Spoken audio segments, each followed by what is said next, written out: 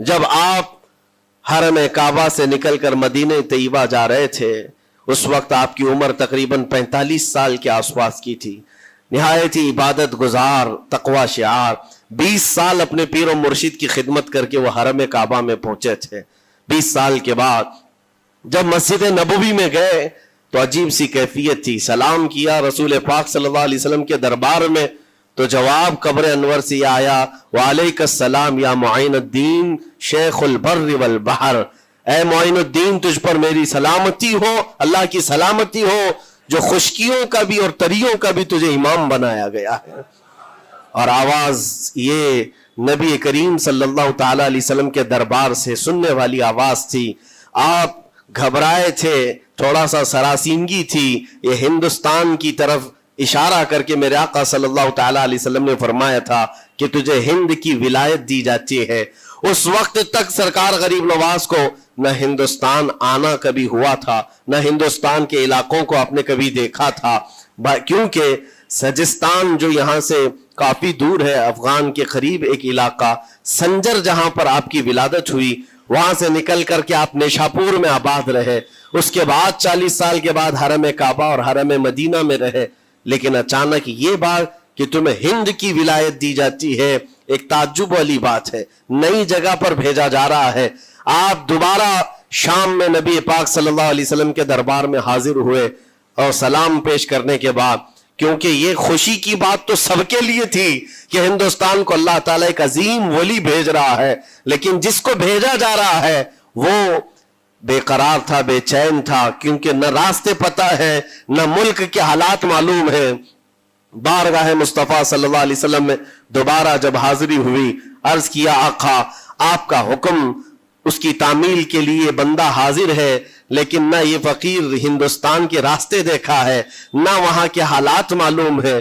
حضور پاک صلی اللہ تعالیٰ علیہ وسلم کے دربار میں یہ اپنی بپتا سنا رہے تھے، داستان غم سنا رہے تھے. غنودگی طاری آ گئی، یعنی نیند سی کیفیت آ گئی، اور بارگاہ رسول صلی اللہ علیہ وسلم میں ایک دیوار پر ٹیک لگا کر جیسی ہی آپ کی آنکھیں بند ہوئی، رسول کریم صلی اللہ علیہ وسلم تشریف لائے اور اشارہ فرما کر پورے ہندوستان کے نقشے آپ کے سامنے کھول کر رکھ دیے. اور پھر غریب نواز کو یہ بتایا بھی کس جگہ سے تمہیں سفر کرنا ہے، کیسے تمہیں جانا ہے اور کہاں تمہارا مسکن ہوگا. سرکار غریب نواز فرماتے ہیں اس ایک خواب میں میں نے رسول کریم صلی اللہ تعالی علیہ وسلم کے ہاتھ میں اجمیر کے پہاڑ بھی دیکھ لیے، وہاں کے قلعے بھی دیکھ لیے تھے جو موجود تھے. اور اس کے بعد پھر کس بات کا خوف ہے، کس بات کا ڈر ہے؟ جنہوں نے راستے بتائے ہیں وہ ہادی رسول، وہ ہادی عالم ہے. نبی پاک صلی اللہ علیہ وسلم آئے ہیں پوری کائنات کو راستہ دکھانے کے لیے، اور جنہوں نے غریب نواز کو ہند کا راستہ بتایا ہو پھر ڈر کس بات کا؟ جب آپ بیدار ہوتے ہیں تو اپنے ساتھ 40 قطب اس اولیاء کرام کی جماعت لے کر مدینہ طیبہ سے سفر کے لیے نکلے تھے. میرے عزیزو اب بات یہاں آتی ہے، اسی لیے مدینہ طیبہ سے یہ پورا پلان ہوا ہے، مدینہ طیبہ سے بھیجا گیا ہے، مدینہ طیبہ سے پلیسمنٹ ہوا ہے. اسی وجہ سے آج تک تاریخ غریب نواز کو عطائے رسول کہتی ہے. عطائے رسول ہے، رسول اللہ کی عطا ہے، ہندوستان والوں کے لیے خاص عطا ہے میرے آقا صلی اللہ علیہ وسلم کی. جب وہ سفر کے لیے نکلے سن 83 سے چلے تھے تو یہاں ہندوستان پہنچتے پہنچتے آپ کو 87 یعنی 4 سال کا عرصہ لگ گیا تھا. 4 سال کے عرصے کے بعد آپ پہنچے. میرے عزیزوں نہ پلینوں کا سفر نہ جہازوں کا سفر کہ اڑ کر کے ادھر سے ادھر آ گئے، وہ تو پیدل قافلہ نکلا تھا، درویشوں کا قافلہ تھا. اور وہاں مدینہ طیبہ سے نکل کر بغداد پہنچے. بغداد میں اولیاء کاملین کی صحبت پائی، وہاں سے پھر نیشاپور، پھر اس کے بعد ہرات اور افغان کے علاقے ہوتے ہوئے لاہور پہنچے. لاہور میں سرکار داتا گنج بخش عالم رحمت اللہ تعالی علیہ کے دربار میں چلہ کشی فرمائی، وہاں سے دلی پہنچے. یہاں یہ پورا جو راستہ ہے 4 سال کا میرے عزیز و تاریخ میں ہے. سرکار غریب نواز جس راستے سے چلتے جاتے تھے جو کافر یا مشرک بھی دیکھتا وہ دائرہ اسلام میں داخل ہو جاتا تھا. نور الہی، نور وحدت کا ٹکڑا آپ کی جبین اقدس پر ایسا چمکتا تھا کہ لوگ جو آتے وہ پھر آپ کی صحبت سے دور کوئی جاتا نہیں تھا. دلی میں جہاں آپ آئے یہ ایک عجیب اتفاق ہے. اس وقت کھانڈے راؤ ایک بڑا راجا تھا, اس کا قلعہ تھا, اس کے سامنے ہی آپ نے پڑاؤ ڈال لیا. سرکار غریب نواز رضی اللہ تعالیٰ عنہ کی یہ داستان, یہ تاریخ, وہاں پر آپ نے اپنا پڑاؤ ڈال لیا. اور ان بت پرستوں کے لیے ایک بڑا پیچیدہ مسئلہ تھا کہ ایک درویش آیا ہے. ایک بات میں آپ کو بتاؤں, یہ جو تعصب آج پھیلا ہوا, یہ زہر پھیلا ہوا, یہ آج کا نہیں ہے, یہ باپ داداؤں کے پشت میں بھی ان کے موجود رہا ہے. اسلام اور مسلمانوں کے خلاف زہر مشرکین کے دلوں میں یہ بہت پرانی چیز ہے, نئی نہیں ہے, بہت پرانی چیز ہے. تعصب دلوں کے اندر کڑھن رکھنا اور کبھی ایکسپٹ نہ کرنا, یہ سرکار غریب نواز جس دن ہند میں قدم رکھ رہے اسی دن سے آپ نے اس کو فیس کیا ہے, اسی دن سے آپ نے اس کو دیکھا ہے. اور وہاں پر کھانڈے راؤ کی جماعت نے بہت کوششیں کی کہ یہ دلی میں داخل ہوا, یہیں سے ان کو ختم کر دیا جائے, نکال دیا جائے. لیکن عجیب اتفاق یہ ہے کہ یہ جو جماعت آئی تھی سرکار غریب نواز کے ساتھ, نہ ان کے ہاتھوں میں تلوار ہے, نہ بھالے ہیں, نہ چاقو ہے, نہ چھری ہے. یہ تو گدڑیاں پہنی ہوئی درویشوں کی جماعت تھی, گدڑیاں پہنی ہوئی درویشوں کی جماعت جو جھولے میں سوکھی روٹی رکھتے تھے اور پانی میں بھگو کر کھا لیا کرتے تھے. ان کے پاس نہ کوئی ہتھیار ہے, نہ کوئی سامان ہے, ہر سامان جنگ ہے. ان کو نکالا جائے تو کس بات سے نکالا جائے, ہمت بھی نہ ہوتی تھی. یہاں تک کہ جو آپ کو وہاں سے جانے کی بات کرنے کے لیے آتا تھا, تھوڑی دیر محفل میں بیٹھتا اور کھڑا رہتا اور کلمہ پڑھ کر پھر مشرف با اسلام ہو جاتا. دلی کے اندر ایک دن کے اندر 1000 لوگ اسلام میں داخل ہوئے تھے. سرکار غریب نواز رضی اللہ تعالیٰ عنہ نے تلوار سے اسلام میں داخل نہیں کیا ہے, نہ ہی کسی کو ڈرا دھمکا کر کے. وہ سوکھی روٹی کھانے والے کس بات سے ڈراتے لوگوں کو؟ ان کے پاس کون سا ایٹم بم تھا؟ یہاں موجود جو راجے مہاراجے تھے ان کے پاس فوج بھی تھے, ہاتھی بھی تھے, گھوڑے بھی تھے, سب کچھ تھا. لیکن آنے والا مرد قلندر کیا لے کر کے آیا تھا؟ تاریخ میں بتایا جاتا ہے یہ وہ زمانہ تھا جب شہاب الدین غوری ہند کے اوپر حملے کر کے یہاں پر آنے کی کئی مرتبہ کوشش کیا. یہ افغان کا بادشاہ تھا شہاب الدین غوری, جب ہندوستان پر کئی مرتبہ حملے کر کے ناکام لوٹ رہا تھا, بیچ راستے میں ان فقیروں کی جماعت سے بادشاہ کی جماعت کی ملاقات ہو گئی. سپاہی جا رہے تھے شکست کھا کر اور یہ درویشوں کا قافلہ ادھر آ رہا تھا. دیکھا پہچانی سی صورتیں لگتی ہیں. جا کر کے ایک سپاہی نے پوچھا بابا آپ لوگ کہاں جا رہے ہیں؟ تو بابا جو جماعت میں آ رہے تھے انہوں نے کہا ہندوستان فتح کرنے جا رہے ہیں. بڑی بات ہے, گدڑیاں پہنے ہوئے, پیون لگے کپڑے ہیں, جھولیاں لٹکائے ہیں. اور اس نے دیکھ کر کے کہا مارا سپاہی نے, کہا یہ دیکھتے ہو ہمارے بادشاہ کی فوج ہے, اس میں ہاتھی گھوڑوں کی تعداد دیکھو, ذرا سامان جنگ تو دیکھو, اس میں نیزے تلواروں کی چھنک تو دیکھو, اور آپ یہ چند فقیروں کی جماعت لے کر ہند فتح کرنے کی بات کر رہے ہیں. تب سرکار غریب نواز کے کانوں میں آواز آئی تو آپ نے کہا اس سے کہہ دو فرق یہی ہے, تم جب لڑنے کے لیے جاتے ہو تو یہی ہاتھی گھوڑے اور تلواروں کے بھروسے جاتے ہو, معین الدین صرف اللہ اور اس کے رسول کے بھروسے جا رہا ہے. ہمارے پاس جو طاقت ہے وہ اللہ اور اس کے رسول کے ساتھ ہونے کی طاقت ہے.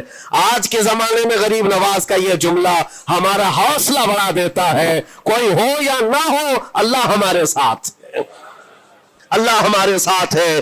حالات جتنے بھی بدلتے جائیں لیکن میرے عزیزو اللہ حی و قیوم ہر چیز کو دیکھ رہا ہے, اس سے کوئی چیز غافل نہیں ہے. بعض لوگوں نے یہ شوشے چھوڑنا شروع کر دیے کہ اب ان کا مستقبل کیا ہوگا, اب ان کا فیوچر کیا ہوگا, نئی حکومتیں آئیں گی, نیا نظام آئے گا, اب تمہاری نہ مسجدوں کی خیر ہے, نہ میناروں سے آواز آئے گی, نہ تمہاری اذانوں کا اور نہ ہی تمہارے نمازوں کا کچھ فیوچر ہے. یہ سب باتیں ان لوگوں کے ذریعے سے آ رہی ہے جو کسی کے فضلہ خار ہیں یا کسی کے الیکشن کے پیسے کھائے ہوئے لوگ ہیں. میں کہتا ہوں جو سچا مومن ہے وہ اس بات پر عہد کرتا ہے کربلا کی سرزمین پر بھی اذان کی آواز بند نہ ہو سکی تھی, جہاں بہتا خون بھی بتا رہا تھا اسلام زندہ ہوتا ہے ہر کربلا کے بعد. آج بھی حالات اگر ہمارے موافق نہیں ہے تو میرے عزیزوں نسلوں میں کوئی تو آئے گا جو صلاح الدین بن کر کے ابھرے گا, नस्लों में कोई तो आएगा जो गरीब नवाज का गुलाम बनकर मोइनुद्दीन बनकर के निकलेगा। इसलिए कि हालात हर वक्त एक तरह के नहीं होते। हमने तारीख देखी है और अब ताला का कानून है, कभी बादशाहों को फकीर बना देता है और कभी फकीरों को बादशाह का मनसब अता कर देता है। जब सरकार गरीब नवाज दिल्ली के सरजमीन पर आप बैठे हुए थे अपने सूफिया की जमात के साथ, एक दस्तरखान लगा हुआ था। दस्तरखान लगा हुआ है, औलिया इकराम की जमात है, एक दूसरे से बातचीत कर रहे हैं। दिल्ली में उस वक्त हालात अजीब थे। एक छोटा सा लड़का जिसकी उम्र 13 या 14 साल की रही होगी, वो अपने हाथ में खटोरी और एक तीर और तरकश लेकर के सामने से जा रहा था। औलिया की नजर उस पर पड़ी। सरकार गरीब नवाज ने नजर उठाकर देखी, और सामने से मजमे से जाने वाले बच्चे बहुत सारे होते हैं, कोई आया गया, लेकिन गरीब नवाज ने नजर उठाकर देखा और फिर सूफिया की जमात से कहा कि देखना ये कल दिल्ली का बादशाह बनकर के निकलेगा, हिंदुस्तान की पूरी सल्तनत इसके पास होगी। तारीख में मौजूद है, गरीब नवाज की जुबान से निकला हुआ ये जुमला। वो लड़का कोई और नहीं था, सुल्तान शमसुद्दीन अल्तमश, जो हिंदुस्तान का ताकतवर बादशाह बनकर के निकला था। हाँ, वो जिसको चाहे नवाज दे और जिसको चाहे उठा दे। अजीजान गिरामी वक़ार, हमारे इम्तिहान की घड़ी चल रही है। हमारे हालात अभी यानी बैक की तरफ अगर जा रहे हैं तो इसका मतलब ये नहीं है कि खत्म हो गए। हम ये देखते रहेंगे और रब ताला की मदद का इंतजार भी करेंगे। हमारे साथ जो कुछ भी जुल्म हो या नाइंसाफी हो, हर एक चीज के लिए हम इतना ही कहते हैं, ये वक्त भी गुजर जाएगा, रात हमेशा नहीं होती, सुबह का उजाला जरूर आएगा, सुबह का उजाला आएगा। अजीजान गिरामी वक़ार, सरकार गरीब नवाज रज़ियल्लाहु तआला अन्हु का वो जुमला याद रखो, हम अल्लाह और उसके रसूल के भरोसे जीते हैं, अल्लाह और उसके रसूल के भरोसे जीते हैं। ताकतें, कुव्वतें या तख्त और ताज हमारे मुखालिफ हो जाए तो ये नई बात नहीं है, इस्लाम के साथ ये हर बार होता रहा है, इससे पहले भी हुआ है। हालात हमारे मुखालिफ रहे। औलिया कामिलीन की जमातें देखिए, अहले बैत अतार, रसूलुल्लाह की आल, इतने में आपको शहादत के वाकयात अगर बता दूं, आपको तो सिर्फ एक करबला मालूम होगा, एक करबला सुना होगा कसरत से, लेकिन जानते हो रसूलुल्लाह की आल में से कई ऐसे साहबजादे हैं जिनको जेलों में एक एक साल नहीं 7 साल 8 साल तक बंद रखा गया। इमाम मूसा काजिम रज़ियल्लाहु तआला अन्हु को 7 साल तक जेल में रखा, जंजीरों से बांधा और जहर देकर के उनको शहीद किया गया है। हज़रत इमाम मोहम्मद बिन हसन अस्करी 20 साल तक जेल में काटे हैं। ये रसूलुल्लाह के घर वालों की बात कर रहा हूं। सैयदना ज़ैद शहीद, जिनको सूली पर चढ़ा दिया गया था, ये इमाम हसन मुज्तबा की औलाद में से है। ये सारे खूनी दास्ताने यहां इस्लाम की तारीख में मौजूद है। जब इस्लाम उस वक्त नहीं रुका तो अब क्या खाक रुकेगा? इस्लाम अब नहीं रुकना है, कयामत तक इसकी हिफाजत अल्लाह करीम फरमाएगा, अल्लाह करीम फरमाएगा। हम जैसे आएंगे और चले जाएंगे, लेकिन इस्लाम को फलना फूलना है, ये फलता फूलता ही रहेगा इंशाअल्लाह। आपकी जिम्मेदारी इतनी है, आपकी इतनी जिम्मेदारी है, हालात देख करके बच्चों को यह ना कहना कि बेटा आप जैसे हालात चल रहे हैं वैसे ही चलते रहो। नहीं, अपने बेटों को यह तरगीब देना कि बेटा आज हम इम्तिहान की घड़ी में हैं, कल अगर अल्लाह ने हालात अच्छे कर दिए तो याद रखना, जिस जगह बुतकदे बने हमारी मस्जिदों को तोड़कर, इंशाअल्लाह वहां से अजान की आवाज फिर से गूंजेगी, अजान की आवाज आए। ये बच्चों को नसीहत होनी चाहिए। हमारी तारीख मिटाने से मिटती नहीं है, एक दौर आएगा फिर जब अल्लाह करीम चाहे तो ये तारीख खुल करके लोगों के सामने आए। हम किसी पर जुल्म करने की इजाजत हरगिज नहीं देते, और साथ ही इस्लाम ये भी कहता है जुल्म हो जाए तो सहने की इजाजत भी नहीं है। आपको हक बात बोल कर जाना है, हक बात पहुंचा करके जाना है। बोलने में क्या है, हमारी जुबान काटी जाएगी, हमारी गर्दन मारी जाएगी, लेकिन हक बात की हिफाजत नस्लों तक मुंतकिल करना अल्लाह करीम की तरफ से एक बहुत बड़ा इनाम है, इसका बहुत बड़ा इनाम है। ये तो हम कर ही सकते हैं, हमारी नस्लों को ये बात बताएंगे इंशाअल्लाह अज़ीज़। ये गरीब नवाज का हिंदुस्तान कल भी था, आज भी और हमेशा रहेगा इंशाअल्लाह। सरकार गरीब नवाज का फैलाया हुआ ये चिराग कभी फूंक के फूंकों से बुझाया तो नहीं बुझाया जा सकता। आप दिल्ली की सरजमीन से जब अजमेर मोहल्ला पहुंचे थे, ये तकरीबन 7 महीने का सफर था गालिबन। इस सफर के दौरान کئی ہزار لوگ اسلام میں داخل ہوئے تھے، اور آپ کو اس کے بعد کی تاریخی حالات معلوم ہے۔ جادوگروں نے مقابلہ کیا، راجوں مہاراجوں نے، بادشاہوں نے مقابلہ کیا، اور فوج نے مقابلہ کیا، نہ جانے کتنے لوگ۔ ایک بار تو ایسا ہوا کہ انا ساگر کی اس پہاڑی پر آپ ذکر میں مشغول تھے، راجے نے کئی مرتبہ یہ سوچا کہ ان کو مار کر کے یا کسی طرح سے بھگائیں، لیکن جب نہیں ہوا تو راجہ سے کسی نے کہا یہ منتر والا کوئی فقیر ہے، اس کا توڑ منتر والے سے ہی ہوگا۔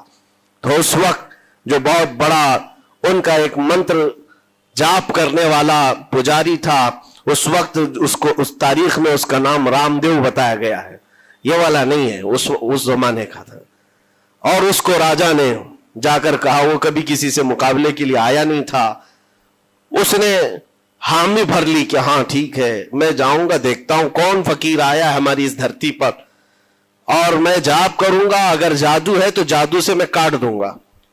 اس نے تقریباً اپنے ساتھ 400 یا 500 پجاریوں کو لیا، اور جب وہ آیا تو سرکار غریب نواز کے ساتھ 2 خادم تھے، آپ کے ساتھ صرف 2 خادم بیٹھے ہوئے تھے۔ کہا کہ حضور بہت بڑا مسئلہ ہے، پجاریوں کا جادو ہم پر حملہ آور ہے، ان کا جادوگر حملہ آور ہے، اور مقابلے کے لیے وہ لوگ میدان کے قریب آ چکے، پہاڑ کے نیچے ہیں، آپ اپنے چلہ گاہ سے اٹھتے ہیں جہاں پر آپ عبادت کر رہے تھے۔ کہا ٹھیک ہے ہم جاتے ہیں۔